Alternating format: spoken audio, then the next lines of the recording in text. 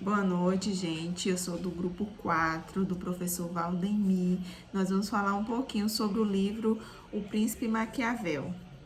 A minha equipe é composta por Patrícia Nishiuti, Fabiane de Souza, Adriele, Letícia, Luciana e Joelma. E cada uma de nós ficamos com uma parte desse livro. Por exemplo, eu fiquei com o capítulo 20. E assim, após ler esse livro, a gente tira várias lições em várias áreas, principalmente, não é só política, mas para quem é gestor, se contextualizar esse livro, vai tirar grandes lições no seu dia a dia na gestão. Por exemplo, todo político que ainda não tenha lido O Príncipe, aplica-se o seu dia a dia o livro. Por exemplo, o livro é um verdadeiro manual de como fazer política, de como jogar com elegância o jogo do poder e ainda se dar bem. Engraçado isso, né?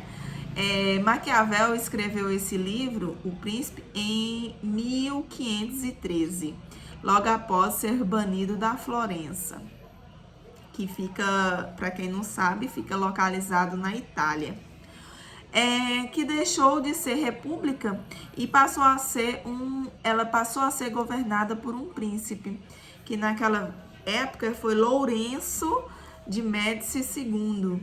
Nesse período em exílio, escreveu a obra, né, O Príncipe, que segundo historiadores foi escrita com o objetivo de conseguir um carguinho, muito normal no nosso dia a dia. Então a gente observa-se que isso vem desde lá da antiguidade, no novo governo. Então, alguns historiadores relatam que ele fez essa carta ao príncipe querendo um carguinho, querendo se adequar ali no sistema do príncipe em algum cargo influenciado. No entanto, a obra somente foi publicada posteriormente em 1532. Então, a gente observa também que ela foi escrita em 1513, porém só veio ser publicada em 1532, alguns aninhos aí depois, né? No contexto em que foi escrita a obra, o príncipe, ou seja, qualquer espécie do governo, não excedia ao poder exclusivamente pelo critério hereditário. Por isso, o risco de perder o trono era muito real. E isso assustava, né? O que ensejou a coletânea de pequenas cartas destinadas ao novo príncipe. Então, a gente observa aí que o príncipe ele teve que ler algumas cartinhas aí, né? Algumas coletâneas, com dicas práticas sobre como ele deveria se portar no novo cargo, de modo que tivesse longevidade como príncipe, ou seja, era o Game of Thrones da vida real, meus amigos. Então a gente observa aí que já existia essa parte de interesse lá naquele tempo, né? Porque quando ele escreveu, se realmente os historiadores estiverem com razão, ele teve interesses, isso é muito comum no nosso dia a dia e que a gente também pode trazer isso para diversas áreas da nossa vida, né? Não somente na política. Maquiavel ele tratou a política de uma perspectiva que nenhum outro autor tinha abordado até então. Ou seja, ele desafiou um pouquinho aí naquele tempo, né? A partir de Maquiavel, a política ela deixou de ser analisada como uma questão divina, um presente de Deus, e passou a ser vista como uma atividade humana em que seria necessário a estratégia certa para a manutenção do poder. Então, a gente já tem aí ideia de como poderia estar acontecendo naquela época, né? Que infelizmente ou felizmente isso é o que mais acontece na política e em outras áreas também de quem deseja ter um cargo melhor, um cargo de poder. Então, acaba utilizando aí essas práticas. Por isso, o seu livro ele se tornou um clássico. Ele fala a linguagem simples e ensina o arroz com feijão, ou seja, algo que é habitual no nosso dia a dia. Fala a língua do povo, com palavras claras, com frases claras, com expressões claras, onde qualquer pessoa poderia entender. Com conceitos simples e prontamente aplicáveis pelo príncipe para permanecer sentadinho na cadeira do poder.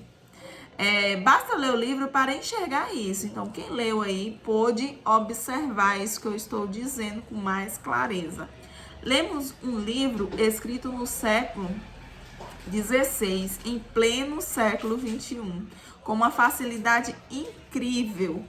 Não espanta, portanto, o sucesso que a obra possui. Ou seja, um livro que foi escrito lá no século XVI, e a gente pode ler ele hoje, no século XXI, com muita clareza, sem nenhuma dificuldade, né? Além disso, o livro ele não se aplica apenas aos assuntos da política, que foi lá o que eu disse anteriormente. Se você é gestor de equipe, um empreendedor ou tem algumas pessoas trabalhando sobre a sua tutela, sobre o seu poder, seguramente muitos ensinamentos, óbvio, que devidamente contextualizado, que também foi o que eu falei, são úteis para todos nós, né? Se a gente é gestor. O que chama a atenção é o fato de que as dicas em que Maquiavel dá ao príncipe não são aquelas que tradicionalmente pensaríamos. Seja bondoso, seja honesto, fale a verdade. Geralmente é isso que a gente prega, né? Mesmo que muitas pessoas pregam isso e não fazem, mas geralmente é o que a nossa sociedade prega. E não é nada disso, viu, gente? Nada disso. No livro, o que vemos são recomendações para que o príncipe faça todo o possível para manter-se no poder. Infelizmente, né? Falseando a verdade quando necessário. Manipulando, usando o termo para garantir a paz do seu estado e dentre outros comportamentos, né? Porque os homens, ele pregava que os homens são ingratos e infiéis. E por essa razão não tinha motivos de ser diferente com eles. E isso é lamentável. Infelizmente é o que a gente mais vê na nossa sociedade nos dias de hoje. E a gente, com esse livro, pôde observar que isso aí não é só nos dias de hoje que acontece. Então, vem lá desde a antiguidade, desde os nossos antepassados, né? Então, lá no capítulo 20, diz, no inicinho, quando vocês forem ler, tá falando assim: para conservar seguramente o Estado, alguns príncipes desarmaram os seus súditos, outros mantiveram dívidas às terras submetidas. Alguns nutriram inimizades contra si mesmo, outros dedicaram-se a conquistar o apoio daqueles que lhe eram suspeitos no início, se arruinaram e se destruíram. E se bem não seja possível estabelecer determinado juízo sobre todas essas coisas sem entrar nas particularidades de cada um dos estados onde devesse ser tomada alguma dessas deliberações. E aqui no livro fala de forma genérica, né? Compatível com o assunto. Então, essa parte aí já fica bem explícito, uma parte que eu já falo anteriormente, né? E em outra parte, que foi uma parte que eu grifei, que eu achei muito importante, fala assim: porém, como disse, um príncipe novo, num principado também novo, sempre organizou as forças armadas e destes exemplo a história está repleta. Mas quando um príncipe conquista um novo estado que como membro se agrega ao antigo, então é necessário desarmar o conquistado, salvo aqueles que nele foram teus partidários na conquista. Esses mesmos, com o tempo e a oportunidade deve ser tornados. Essa parte eu achei de fundamental importância, né? E que relata realmente o que eu havia citado no inicinho. Então, a nossa pergunta é: o que Maquiavel ensinou ao príncipe? Você já se fez essa pergunta após ler esse livro? Então, a gente observa que o livro ele é repleto de ensinamentos objetivos ao príncipe, ou seja, foram destinados objetivamente ao príncipe, os quais, evidentemente, são úteis para que nós saibamos nos defender da lábia empregados pelos políticos, né? Não é possível analisar todos, mas vejamos alguns ensinamentos importantes extraídos da leitura desse livro, né? Que são, por exemplo, problemas estados como a tuberculose, alguns pontos que a gente pode grifar aí, pode trazer para a nossa realidade do livro, né? Muito cacique para pouco índio é confusão certa. É confusão na certa. O mal deve ser feito de uma só vez e a bondade administrada aos poucos.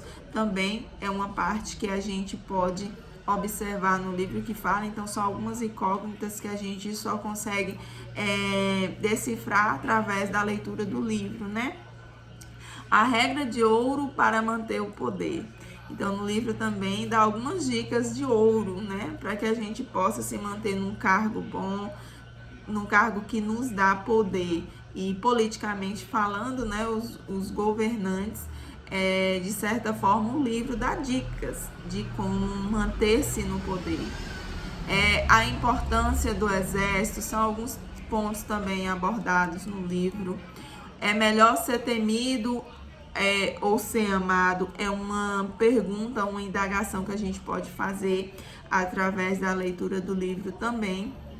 Então, o que se observou na leitura desse livro é que, além dele falar com palavras claras, expressões claras, numa linguagem em que nós, no século que estamos, conseguimos entender com clareza e ver o objetivo da escrita desse autor, né? Qual foi o objetivo?